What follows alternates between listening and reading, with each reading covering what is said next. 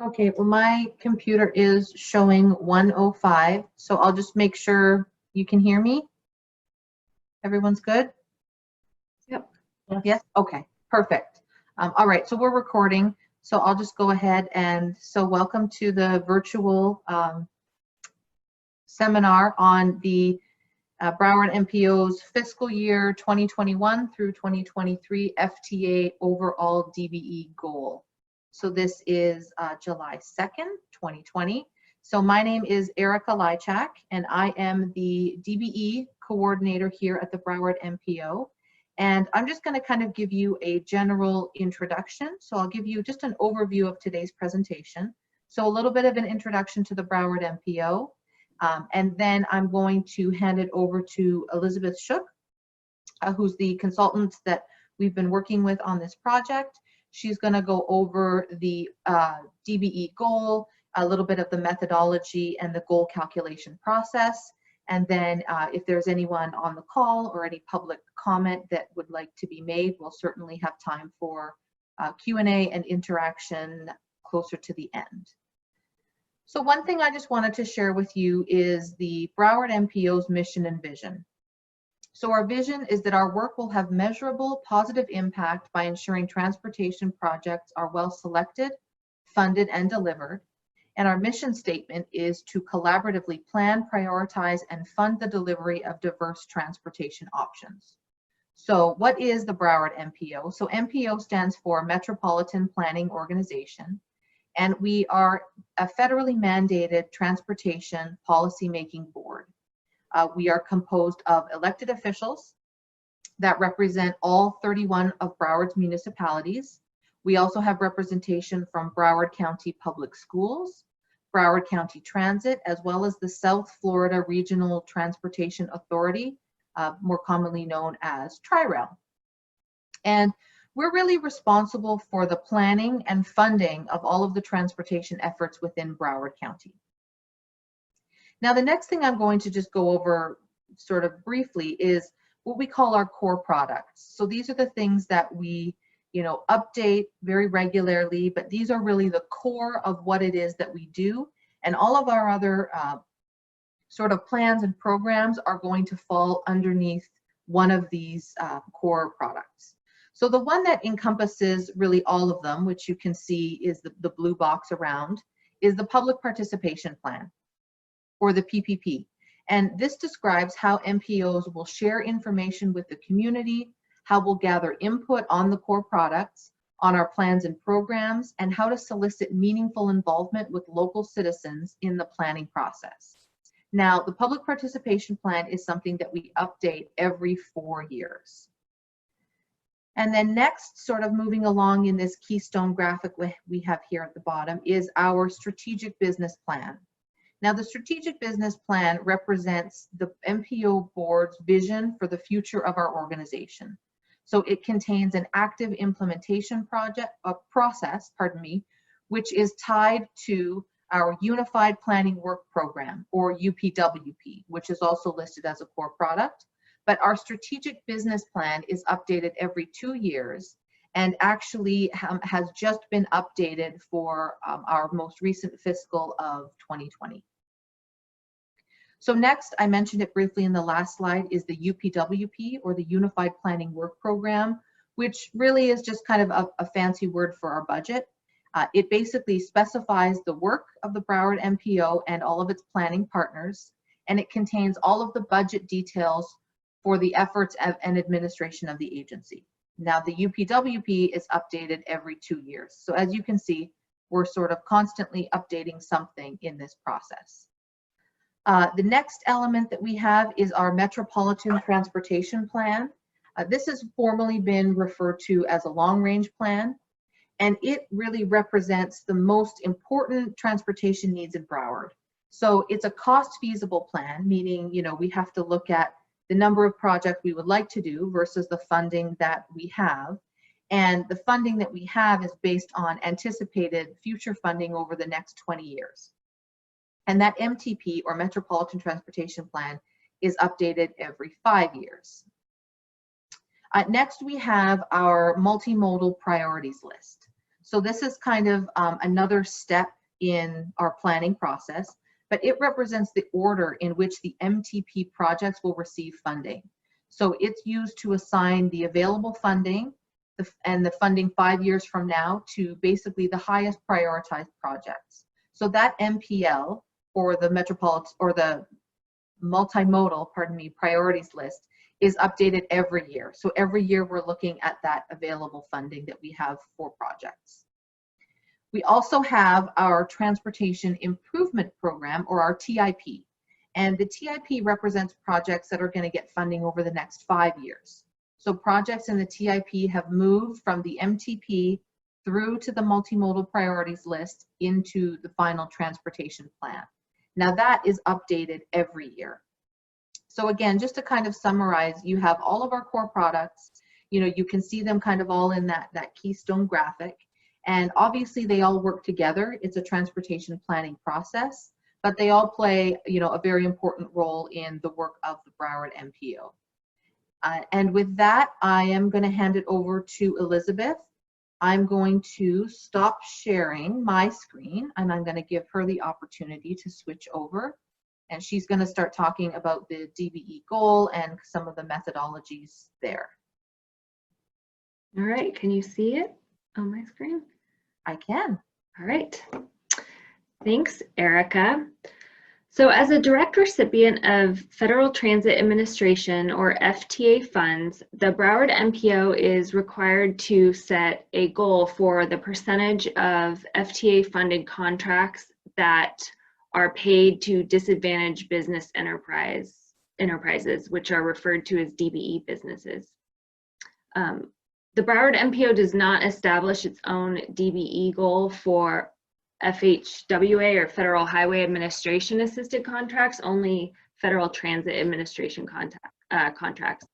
For the Federal Highway Administration, the Broward MPO uses the goal established by the Florida Department of Transportation, which is 10.65% through July 31st this year. And Florida Department of Transportation should be in the process of updating that goal effective August 1st. As part of its DBE goal setting process, the Broward MPO does not set contract-specific goals, but rather an overall goal for the 3-year period. However, if at any point the MPO does not anticipate that the overall goal will be met, it can set goals for specific contracts to help reach its overall goal percentage. As a direct recipient of FTA funds, the Broward MPO is required to set a DBE goal every 3 years using guidance within Title 49, Part 26 of the U.S. Code of Federal Regulations. The goal is due to FTA no later than August 1st of the year of its triennial update, which is this year. The FTA is then tasked with reviewing and approving or rejecting the methodology used to calculate the goal, but does not approve or reject the goal percentage itself. The primary goals of Broward MPO's DBE program are consistent with Title 49, Part 26, and include resolution of any potential discrimination against DBEs, ensuring a level playing field for DBE firms to fairly compete for FTA-assisted contracts, improving the flexibility and efficiency of the Broward MPO's DBE program, and reducing burdens on small businesses in the competition for and award of federally assisted contracts with FTA funds. Calculation of the Broward MPO's overall disadvantaged business enterprise goal is a 2-step process. The first step calculates the base goal, which is determined by the upcoming anticipated FTA contracting opportunities and the availability of certified DBE contractors in the established market area for the MPO, which I will explain. The second step then looks at the historical performance of Broward MPO in meeting its current goal right now to determine if an adjustment of that base goal should be made. Before getting into the calculations, the Broward MPO must identify the upcoming FTA-assisted contracting opportunities over the next 3 years that are available to consultants, including registered DBE firms. The 6 FTA-assisted contracts for the next 3 fiscal years are shown on this slide, but I'll introduce them. as well. Speak Up Broward is the MPO's countywide public engagement program that uses a wide range of activities and platforms to engage and inform Broward residents. Upcoming FTA funds for Speak Up Broward Phase 2 that will be expended in the next fiscal year are for a previously awarded contract. However, the DBE goal percentage would still apply. Through its long-range planning processes, Broward MPO has created and defined the mobility hub concept based on a variety of land use and transit criteria. Mobility hubs are transit access points with frequent service, high development potential, and a critical point for trip generation or transfers within the Broward County transit system. The Broward MPO has identified construction contracting opportunities for 6 mobility hubs over the next 3 years. The Broward MPO's Complete Streets initiative focuses on moving people, not cars, and on design that focuses on all users, not just cyclists and pedestrians. The Broward MPO has identified upcoming FTA-assisted contracting opportunities to support community engagement and also provide planning support related to the Complete Streets program. And finally, the MPO has identified upcoming FTA-assisted contracting opportunities related to multimodal data collection and other miscellaneous planning support over the next 3 years. As I previously mentioned, FTA will review and approve or reject the methodology that the Broward MPO uses to calculate the overall DBE goal. Federal regulations require the MPO to calculate a goal that reflects its unique conditions. So Broward MPO cannot just simply adopt the U.S. Department of Transportation's 10% national goal. It can't use its goal from the prior 3-year period that's based on older data. And it can't look at its historical participation without looking forward at the actual market conditions for the upcoming 3-year period. The goal calculation process must also meet the identified consultation and publication requirements.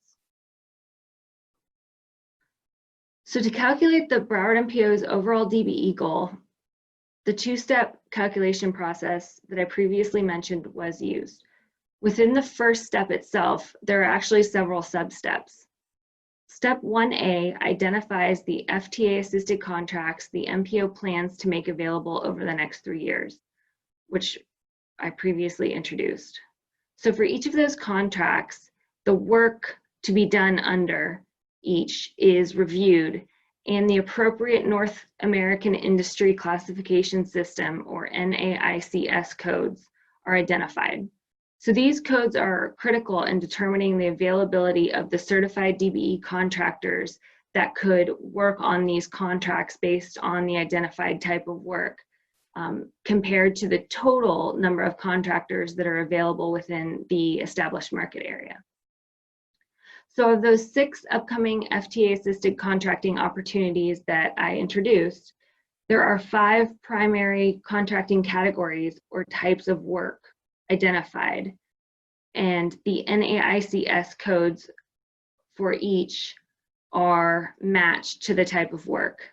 And these contracting types include public outreach and relations, highway, street, and bridge construction, data processing, hosting and related services, engineering services, and landscape architectural services.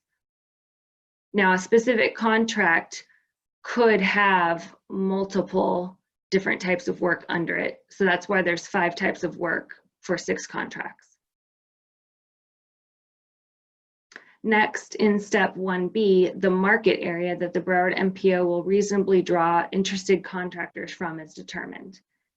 Consistent with the current DBE goal and the one prior to that, and the MPO's experience in working with contractors and bids, the market area has been redefined as the Florida Department of Transportation District 4, which includes Broward, Indian River, Martin, Palm Beach, and St. Lucie counties, as well as District 6, which includes Miami-Dade and Monroe counties.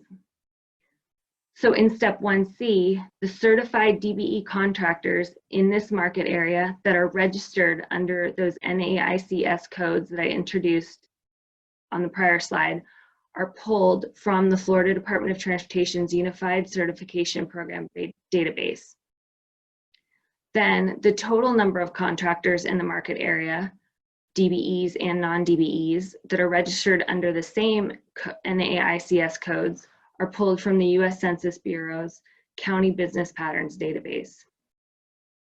These two data sets are then used to calculate the percentage of available DBE contractors in the market area for each NAICS code. This is step 1D, which is presented on this slide. So as shown, the base DBE goal, which is the ratio of total DBE firms to total firms in the market area for the identified upcoming FTA funded contract work, is 6.5%. And again, this is the base goal. However, because different contracts involve different funding amounts, it is often appropriate to weight the base goal by multiplying the percentage of DBEs by the contracting value. This is the final calculation in step 1 and determines the weighted base DBE goal for Broward MPO. So for example, the MPO's FTA funded contracts that relate to community engagement represent 5% of the total value of all contracting opportunities over the next 3 years. Under this same contracting category, DBE contractors represent 8.6% of all firms registered by NAICS code to perform this type of work. Cross-multiply the 8.6% and the 5% to get a weighted percentage of 0.4%. This calculation is done across all contracting categories, and the sum equates to the weighted base DBE goal of 6.8%. So that was step 1. In step 2, the Broward MPO's historical performance in meeting its DBE goal is reviewed to determine if an adjustment should be made to the weighted base goal that I just introduced. Historical performance is most appropriate to consider if the upcoming contracts are similar in nature to those over the last few years. And for Broward MPO, that is the case. It's also most appropriate to consider an adjustment to the base goal if the MPO has consistently had a higher percentage on average of DBE payments for the FTA assisted contracts than the base goal is reflecting.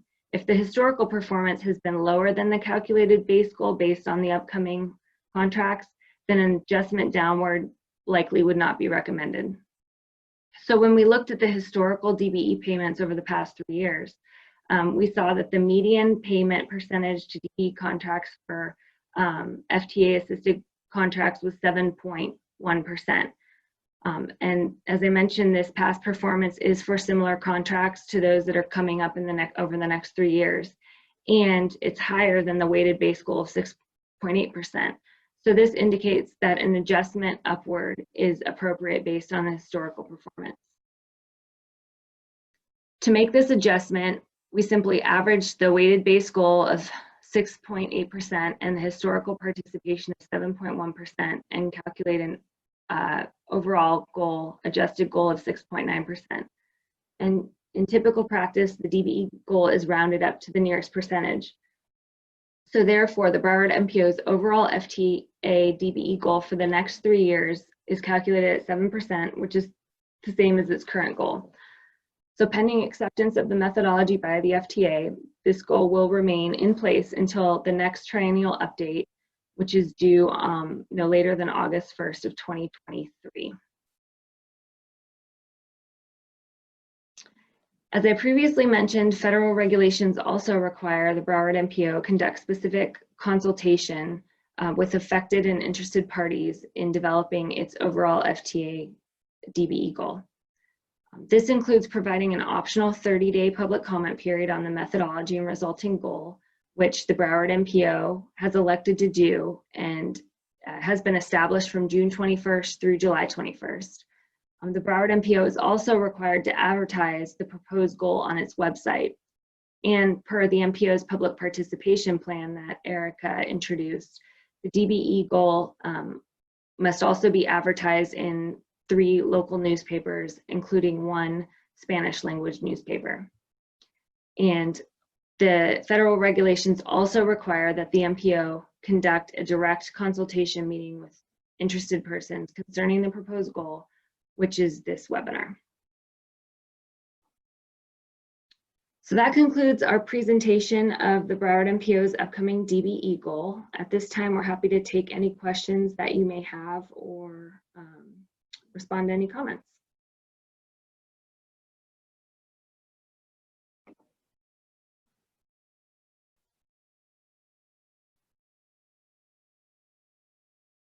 Thanks, Liz. I'll give it maybe, just another second, but I'm not seeing any comments or questions.